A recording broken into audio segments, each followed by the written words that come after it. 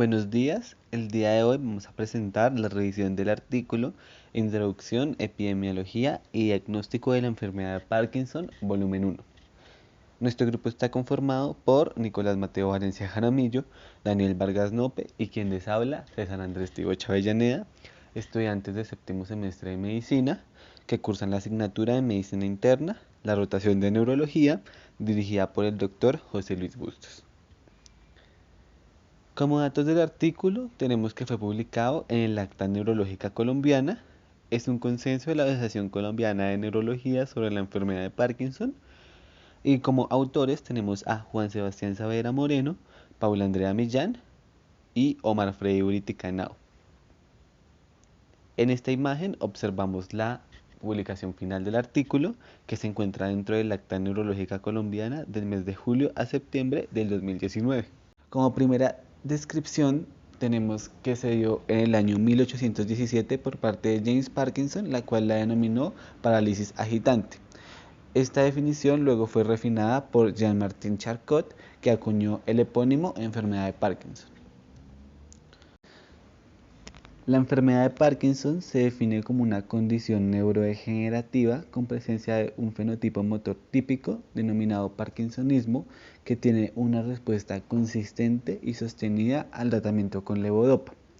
Es importante aclarar que el inicio de los síntomas motores es de tipo asimétrico y que además se presentan síntomas no motores que se presentan años antes de a que se desarrolle el fenotipo motor. Algunos de estos síntomas no motores son los trastornos del sueño, como por ejemplo la fragmentación, la somnolencia diurna, el trastorno de comportamiento del sueño MOR. También tenemos síntomas cognitivos como la disfunción ejecutiva, el déficit en la evocación, la demencia y las alucinaciones.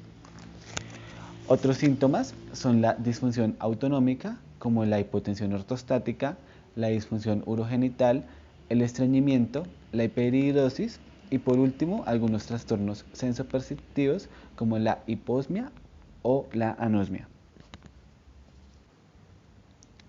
Dentro de la histopatología tenemos que en la mayoría de los casos hay una pérdida neuronal de moderada a grave en la sustancia nigra en la pars compacta con una presencia de depósitos de alfa-sinucleína en forma de cuerpos de Lewy y neuritas de Lewy.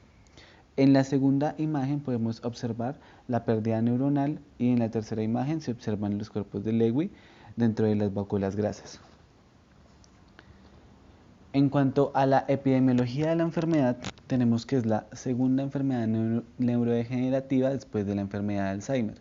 Para el 2016 se tuvo que 6.1 millones de personas sufrían la enfermedad, el cual representa un aumento de más del doble de casos respecto a 1990. Se estima que para el año 2040 haya 17 millones de afectados, lo que muestra cómo va ascendiendo la prevalencia de la enfermedad. Este aumento en la prevalencia se debe al envejecimiento de la población, la exposición a factores de riesgo ambientales, las mejoras en el diagnóstico y reportes de caso de la enfermedad y un aumento de la supervivencia por un tratamiento efectivo. La edad es el factor más fuertemente asociado a la enfermedad de Parkinson, con un pico de prevalencia entre 85 a 89 años. Tenemos que es más frecuente en hombres con una relación hombre-mujer de 1.4. En Colombia se tiene una prevalencia general entre 60 a 70 por cada 100.000 habitantes, teniendo 25.930 pacientes. En un metaanálisis que tuvo en cuenta 47 estudios, se tuvo en cuenta una prevalencia general de 315 por cada 100.000 habitantes.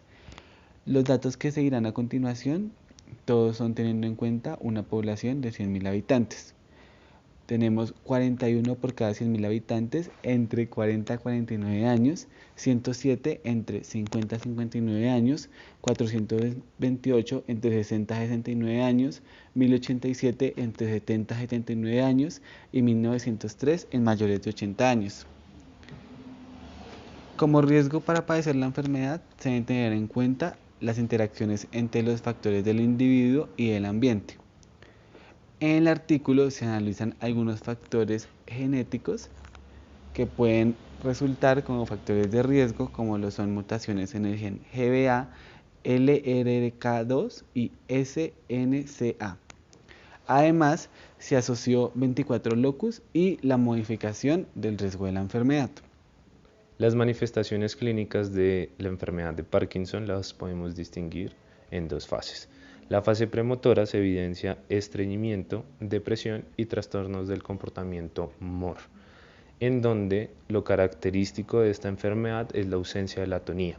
Ya en el síndrome parkinsoniano, el síntoma característico es la bradicinesia, que es la lentitud al inicio de acciones o movimientos con una disminución en la amplitud y la velocidad de movimientos repetitivos.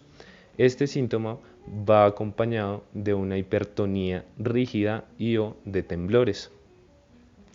Una vez aparecen los síntomas motores, ya existe una pérdida de neuronas dopaminérgicas de la sustancia nigra pars compacta de entre 50 y 80%. Una de las teorías que explica mejor la progresión de esta enfermedad es de los modelos de progresión de Braak y colaboradores, en donde la lesión va a empezar en las terminaciones nerviosas del bulbo olfatorio o del sistema nervioso entérico. Estas luego van a dirigirse al núcleo motor dorsal del vago y al final van a afectar la corteza, que es la encargada de generar los síntomas motores. También se conoce que hay una fase prodrómica de esta enfermedad, que son los síntomas ya nombrados en la fase premotora y van acompañados de trastornos olfatorios. Esta fase prodrómica solo se encuentra en una fracción de los pacientes. Cuando se diagnostican los síntomas motores en un paciente, se inician tratamientos con levodopa. Este tratamiento es efectivo de 3 a 5 años hasta que este mismo tratamiento hace que los pacientes desarrollen fluctuaciones motoras y discinesias. Para el diagnóstico de esta enfermedad, en el 2013 se creó un grupo de trabajo dentro de la Sociedad Internacional de Trastornos del Movimiento, MDS en sus siglas en inglés. Este grupo de trabajo publicó en el 2015 unos criterios en los cuales decían que tenían una precisión diagnóstica del 75-95%. Una falencia de estos criterios es la falta de reconocimiento de otros parkinsonismos neurodegenerativos, especialmente en fases iniciales como la parálisis supranuclear progresiva, la atrofia de múltiples sistemas y síndrome corticobasal, y la asignación del diagnóstico en enfermedad de Parkinson en ausencia de un verdadero proceso neurodegenerativo como el temblor esencial y el temblor distónico. Recientemente se publicó un estudio de validación en donde dice que estos criterios tienen una precisión diagnóstica del 92%, una sensibilidad del 94.5% y una especificidad del 88.5%. Estos criterios tienen como evaluar el criterio A, en donde se centra en el síndrome motor como característica central. El criterio A1 es establecer el parkinsonismo en el paciente, para luego en el criterio A2 poderlo atribuir a la enfermedad de Parkinson. Ya el criterio B tiene como estándar de referencia el examen por un experto, en donde se cita en tal publicación: hasta que no haya disponibles marcadores diagnósticos válidos, la opinión de expertos clínicos seguirá el estándar de referencia para el diagnóstico de vida. Como criterio C tenemos los niveles de certeza, en donde una enfermedad de Parkinson clínicamente establecida tiene un 90% de certeza y la enfermedad de Parkinson clínicamente probable tiene un 80% de certeza. Ya como criterio D tenemos las otras características claves. En el primero de este tenemos las características negativas y positivas, las cuales se van a ponderar en el segundo. Las características negativas son las de exclusión absoluta o bandera roja. Las de exclusión absoluta, como su nombre lo dice, es que las manifestaciones clínicas del paciente me hacen pensar exclusivamente que es debido a otro proceso patológico, mientras que las banderas rojas son las manifestaciones clínicas que me podrían hacer sospechar de otra patología, pero no es de 100% con certeza.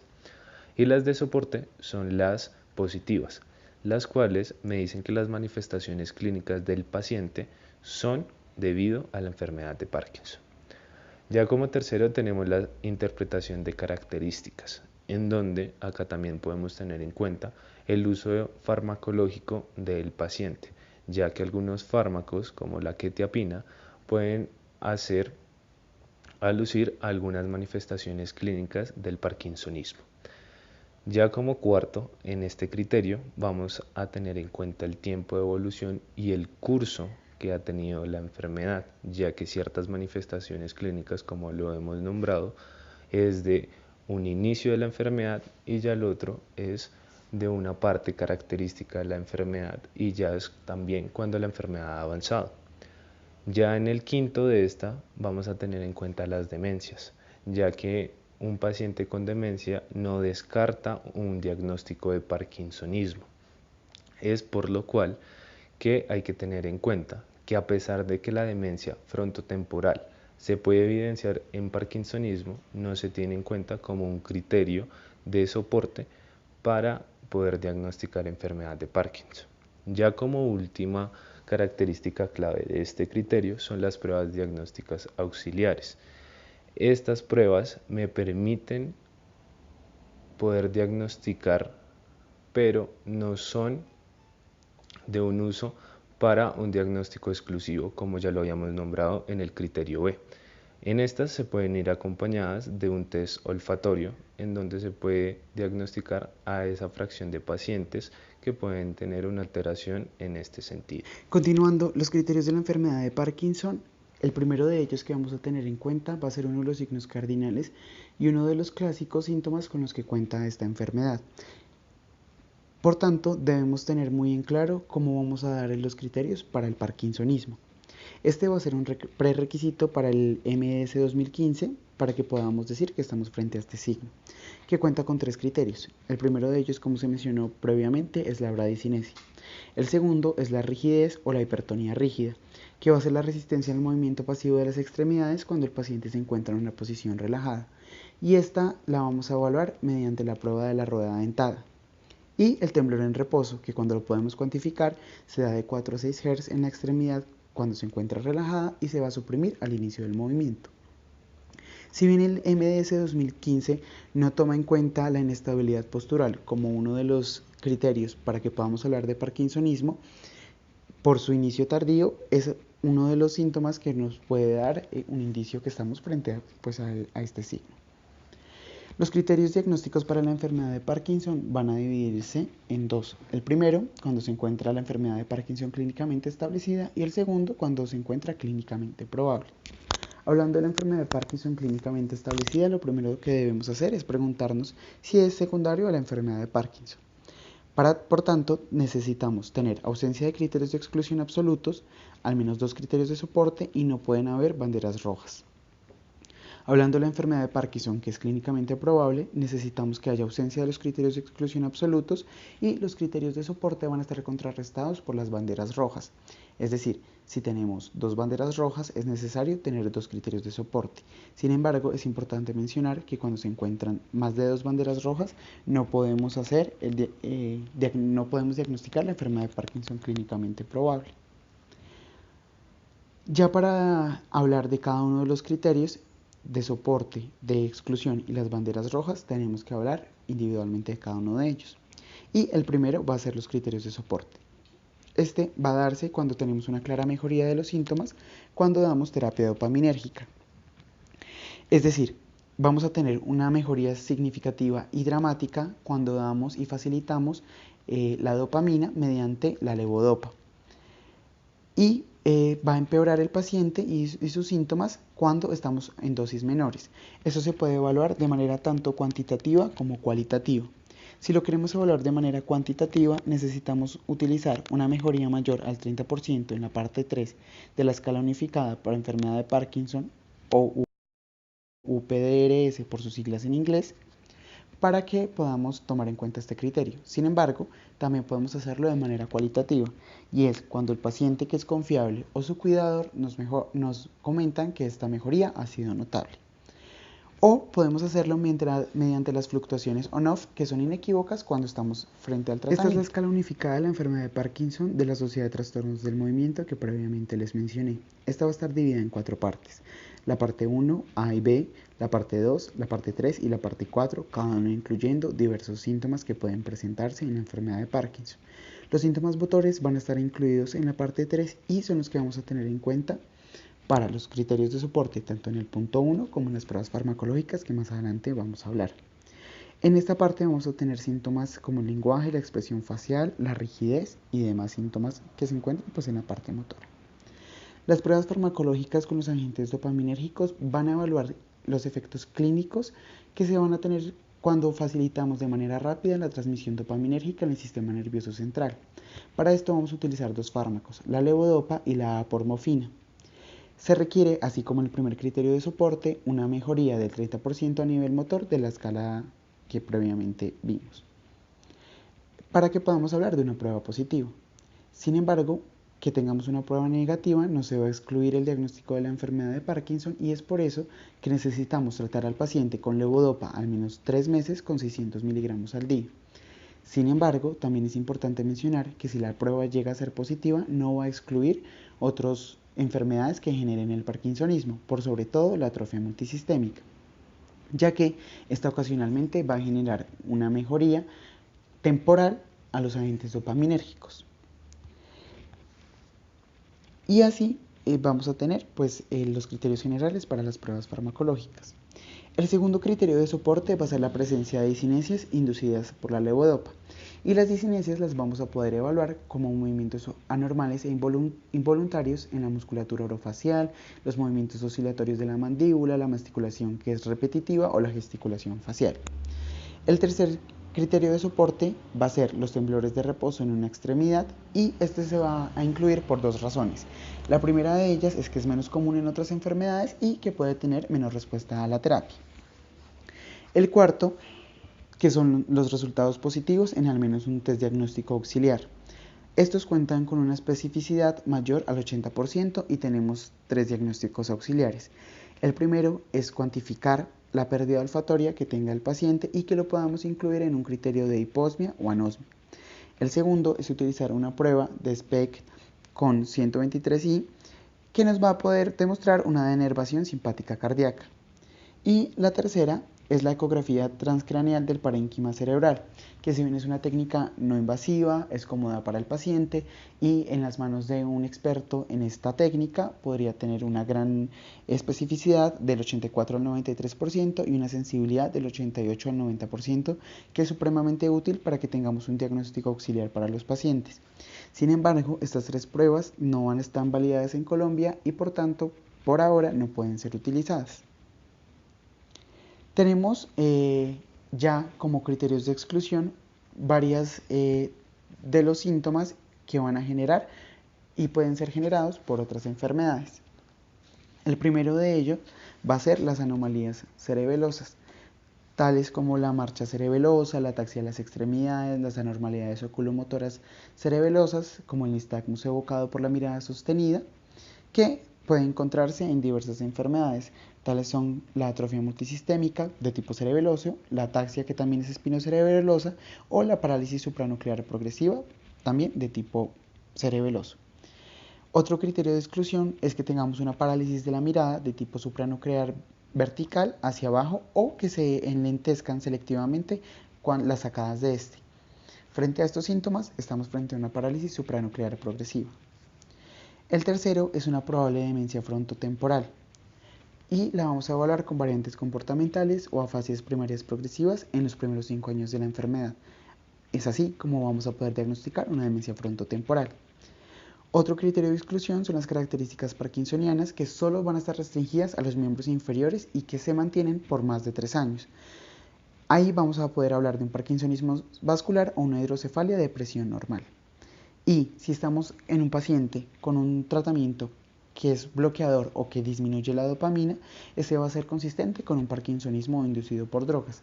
Es el caso de los pacientes en los que es necesario dar fármacos antipsicóticos, ya sea del espectro típico o atípico, que generan una depresión de las dosis de dopamina en el cerebro. Ausencia de respuesta observable aun cuando al paciente le estamos dando altas dosis de levodopa, aun cuando se encuentra en una fase clínica de severidad moderada de la enfermedad, vamos a poder pensar en parkinsonismos atípicos, parkinsonismos secundarios o en un temblor esencial. Si estamos frente a una pérdida sensorial cortical inequívoca con una apraxia idiomotoria de la extremidad o una afasia progresiva, podemos hablar de un síndrome córtico-basal o una lesión parietal de origen contralateral. Si la neuroimagen es normal en el sistema dopaminérgico presináptico, podemos pensar en un parkinsonismo psicógeno, temblor esencial o parkinsonismo originado por medicamentos. Y si tenemos un síndrome alternativo, que es más probable de la enfermedad de Parkinson, podemos pensar en etiologías específicas diversas. Y ya hablando de las banderas rojas, para poder hablar de diagnósticos alternativos, tenemos varios síntomas claros y los vamos a dilucidar uno por uno. El primero de ellos es cuando tenemos una rápida progresión de la alteración de la marcha que va a requerir uso de la silla de ruedas dentro de los primeros 5 años. Ahí vamos a poder pensar en una atrofia multisistémica o en una parálisis supranuclear progresiva. Si el paciente cuenta con una ausencia completa de la progresión de los síntomas o de los signos motores en 5 años o más sin tratamiento, pensamos en un temblor esencial o en secuelas parkinsonianas de una lesión cerebral, ya sea de origen vascular, inflamatorio o infeccioso. Porque recordemos que la enfermedad de Parkinson, por su característica neurodegenerativa, pues aún si el paciente no está en tratamiento, pues tiene que degenerar. Si hablamos de una disfunción vulvar temprana, ya sea que hablemos de disfonía, disartria o disfagia, que son severas dentro de los primeros 5 años, pensamos en atrofia multisistémica. También pensamos en atrofia multisistémica y estas son banderas rojas diferentes cuando tenemos una disfunción respiratoria, especialmente en la inspiración, con un estridor que ya sea diurno o nocturno o las respiraciones inspiratorias son frecuentes. Cuando hablamos de una falla autonómica en los primeros 5 años de la enfermedad, ya sea que en estos síntomas se encuentre la hipotensión ortostática o la incontinencia o la retención urinaria, pensamos de una vez en atrofia multisistémica. Y si la disfunción vulvar es temprana, como la disfonía, la disartria o la disfagia, también pensamos en atrofia multisistémica. Las caídas recurrentes, es decir, que el paciente se caiga más de una vez por año y que se causen por una inestabilidad en un plazo de 3 años, es una parálisis supranuclear progresiva seguramente. Si la enterocolitis es desproporcionada y se encuentra también asociada a una naturaleza distónica o vemos en el paciente una contractura de la mano o del pie en los primeros 10 años posterior al diagnóstico, pensamos en atrofia multisistémica de nuevo y un síndrome córtico-basal. La ausencia de cualquiera de las características no motoras, que es común a pesar de 5 años de la enfermedad, será un temblor esencial. Si tenemos signos piramidales que no se pueden explicar por otra cosa y se encuentran definidos como una debilidad piramidal o una clara hiperreflexia, que es patológica, pensamos en 4 posibles diagnósticos: la atrofia multisistémica, un síndrome córtico-basal, un parkinsonismo que es de origen vascular o una hidrocefalia. Y si el parkinsonismo es simétrico, bilateral, a lo largo del curso de la enfermedad, que no tenga predominio por una parte, por un hemicuerpo, pensamos en que es un parkinsonismo atípico, un parkinsonismo vascular o una hidrocefalia. Es de esta manera como las banderas rojas pues, nos van a hacer pensar preferiblemente en otros diagnósticos. Y ya para concluir, tenemos el resumen de lo que previamente mencionamos de una manera un poco más clara y para que la recuerde. Empezamos con la pregunta si el paciente tiene algún parkinsonismo y cuenta con los criterios que previamente mencionamos en el EMS 2015. Si no, no podemos diagnosticar enfermedad de Parkinson. Si es así, podemos continuar. La siguiente pregunta sería, ¿existen criterios de exclusión absolutos presentes? Si es así, no podemos diagnosticar enfermedad de Parkinson, ni probable ni clínicamente establecida. Si no es así, continuamos. Contamos el número de banderas rojas que haya y contamos el número de criterios de apoyo o de soporte presentes. Si hay por lo menos 2 criterios de apoyo y no hay banderas rojas, el paciente de una vez cuenta con criterios clínicos para enfermedad de Parkinson clínicamente establecida. Si no es así, continuamos. ¿Hay más de 2 banderas rojas? Si es así, no podemos diagnosticar la enfermedad de Parkinson. Pero si no tiene más de 2 banderas, continuamos. El número de banderas rojas, como mencionamos, sospesa los criterios de apoyo o de soporte. Si es así, podemos hablar que el paciente cumple con los criterios de enfermedad de Parkinson probable. Si no es así, no podemos diagnosticar la enfermedad de Parkinson. Ninguno de los autores declaró tener un conflicto de interés para escribir el artículo y encontramos la referencia que les dejaremos en la caja de descripción. Esperamos esta revisión les haya sido útil. Muchísimas gracias.